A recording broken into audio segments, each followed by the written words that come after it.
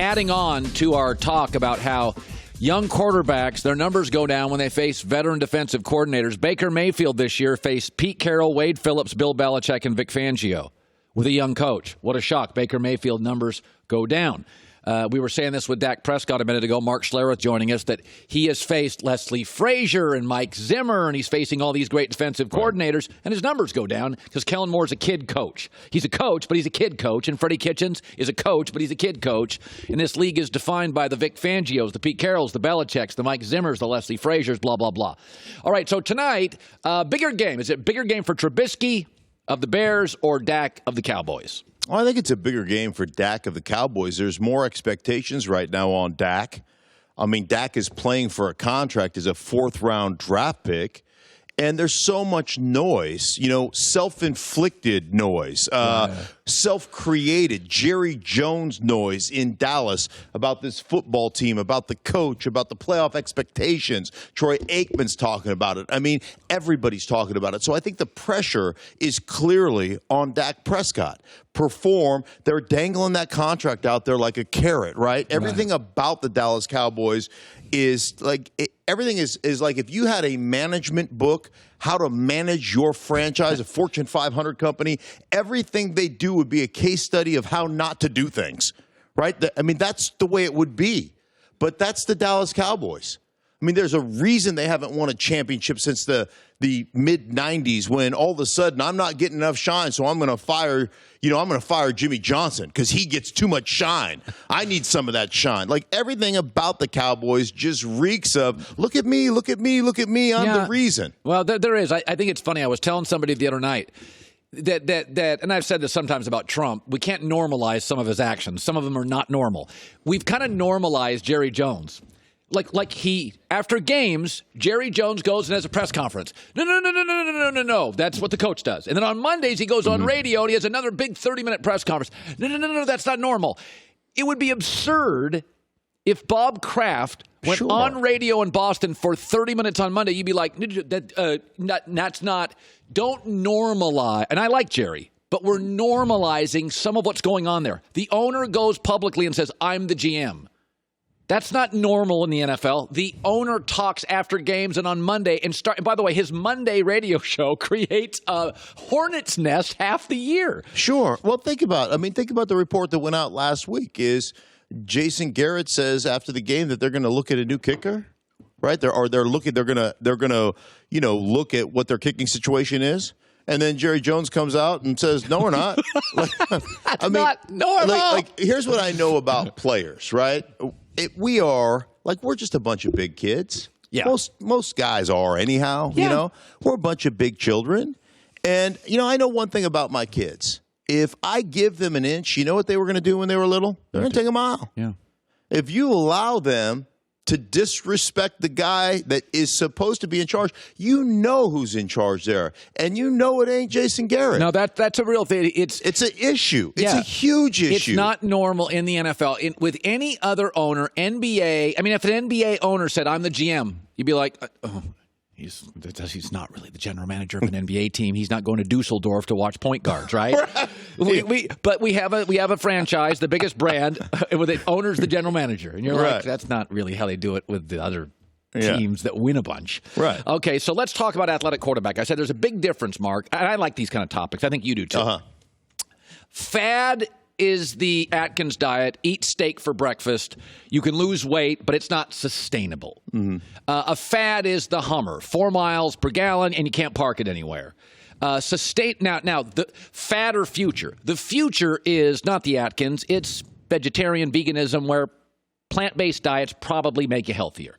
Not a Hummer, but a Tesla, which is progressive, tech, quiet, electric. You don't have to drive it, but I'm saying that you could see that existing for 100 years, some derivative of it. So the point being, we get confused on what's a fad and what's the future. And I think two things tell me that mobile quarterbacks are now going to be, it'll be the exception of a pocket guy. College football's doing spread. That's what they give the NFL. Sure. Smaller, less grinding Wisconsin offensive linemen are the past, except for Wisconsin. And then you also have a collective bargaining agreement where offensive linemen now don't practice as much, and it's the one unit in the field where you have to practice. Right. And so, therefore, offensive line play has regressed. I never talked about offensive lines my entire life watching football. Last 4 years, it's seemingly how I judge everything. So is Lamar the future? I think there's components to it that are. I don't think there's any question that there's components to it. I mean, now, let's not forget that if you go back into the Bill Walsh handbook of what we want from the West Coast quarterback, go back in it. It'll say we want a guy that runs about a 4.7, 4.75. Mover. Steve Young, a guy that can run, a guy that can execute the boot keep game, a guy that's a threat. So that hasn't changed. It's not like all of a sudden we want an athletic quarterback, right? That hasn't changed in 4 decades. You want athleticism, but you want a guy that can eviscerate a defense from the pocket as well. Here's the thing that I think is almost disrespectful to Lamar Jackson. To point out to athletic quarterbacks around the world and go, around the country and say, we just needed a Lamar Jackson. Dude, he's a once in a generation. I had Pete Carroll tell me he's just like Michael Vick, only more athletic.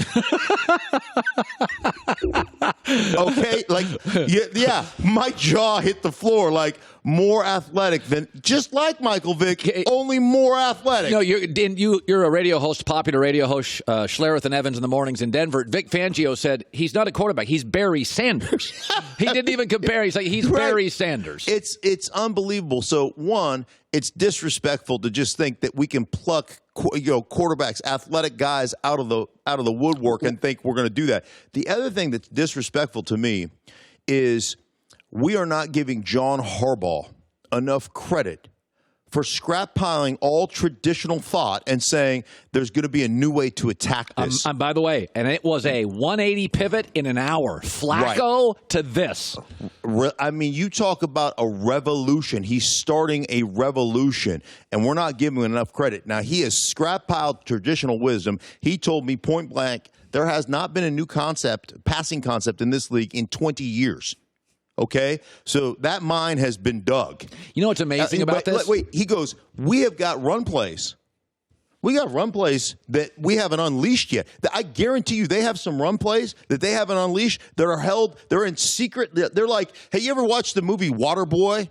I'm going to have me that green playbook. You know, you're going to hand me. They got the little green playbook with plays in it that haven't been unleashed yet. Like, hold these runs till January. They are setting they are creating things in the run game that we have never seen before in the National Football League. No, it is interesting. Most businesses, when they pivot, it takes time.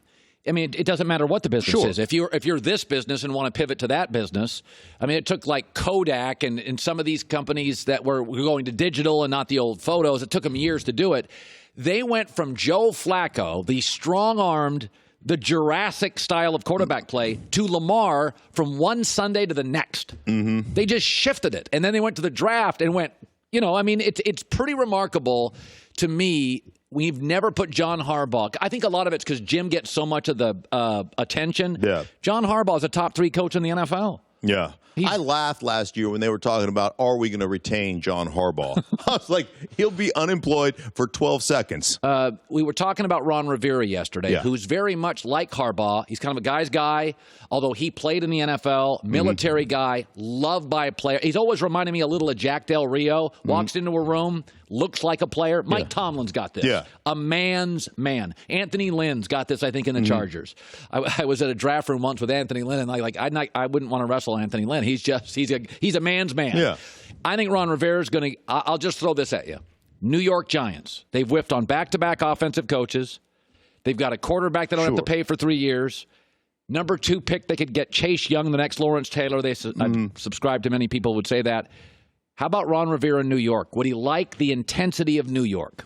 Well, he would handle it. And I think he would – I mean, the thing about Ron Rivera, he's an adult, right? I mean, he can handle that kind of smoke. He can handle that kind of pressure. Like, you want to have an adult, I mean, put him in charge of the Cleveland Browns. Like these are things that you have to think about when you're hiring. We just get so enamored, our owners get so enamored with the next offensive genius. You know, he's got the passing concepts and the quarterback development. Let me just tell you that genius and football are mutually exclusive events.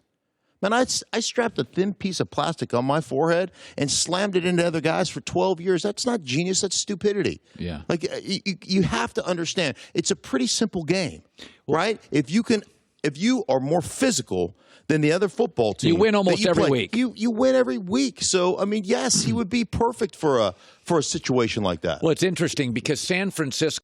Hi, everybody. Thanks for watching. Subscribe here to get the latest from the show. Also, be sure to check out more of the best clips from The Herd or go watch a few segments from other shows on FS1.